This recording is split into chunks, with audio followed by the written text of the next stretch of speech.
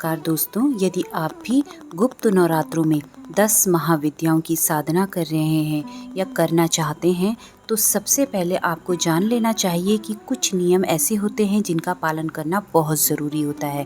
यदि आप इन नियमों का पालन नहीं करते हैं तो आपकी साधना में बहुत सारी अड़चनें आ जाती हैं। जी हाँ दोस्तों, हर चीज़ के कुछ न कुछ नियम होते हैं, इसी प्रकार साधना के भी नियम होते हैं।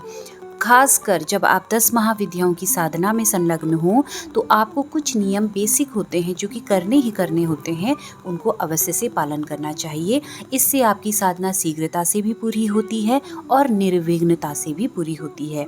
तो आइए जान लेते हैं वे कौन से बेसिक नियम हैं जो आपको पालन करने चाहिए पूरी साधना के दौरान। सबसे पहला जो नियम आपको ध्यान में रखना है वो है गुरु बना लेना। आपको एक गुरु बनाना आवश्यक है और गुरु के ही नियम के अनुसार आपको चलना है। गुरु की आज्ञा का पूर्णतया आपको साधना के दौरान पालन करना चाहिए। खासकर जब 10 महाविद्याओं की आप साधना के लिए बैठ रहे हैं तो आपके पास एक सुयोग्य गुरु होना जरूरी है। अगली चीज है पवित्रता। पवित्रता शारीरिक और मानसिक दोनों तरह से आपको पवित्र अपने को रखना है। किसी भी प्रकार के द्वेष भावना से आपको खुद को ग्रसित नहीं करना है। आपको झूठ नहीं बोलना है, किसी के लिए मन में विकार नहीं लाने हैं, सत्यवादिता का पालन करना है और हर प्रकार की नेगेटिविटी से खुद को बचाए रखना है। तो इससे आपको शक्ति मिलती है साधना में बैठने की, साधना को साधने की। तो इन चीज़ों का पालन आप अवश्य से करें।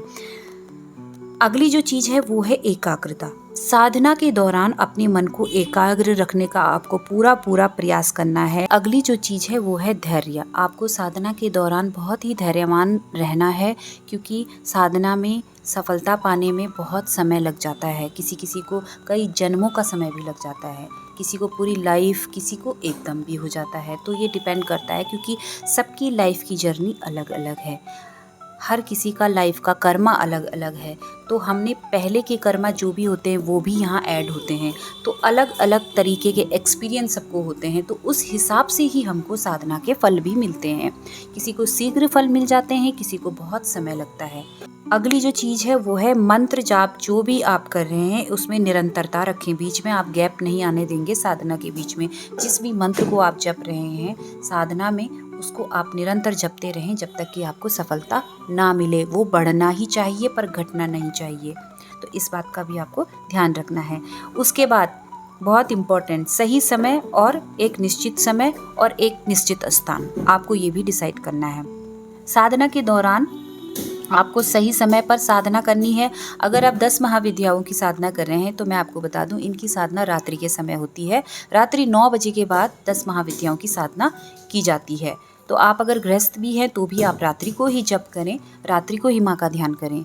ये इनके नियम है 10 महाविद्याओं के, ये रात्रि के समय ही एक्टिव होती हैं और आपको इसमें सफलता तभी मिलेगी जब रात्रि के समय आप इनका पूजन पाठ करेंगे। तो इसमें कोई नुकसान नहीं है, आप आराम से कर सकते हैं।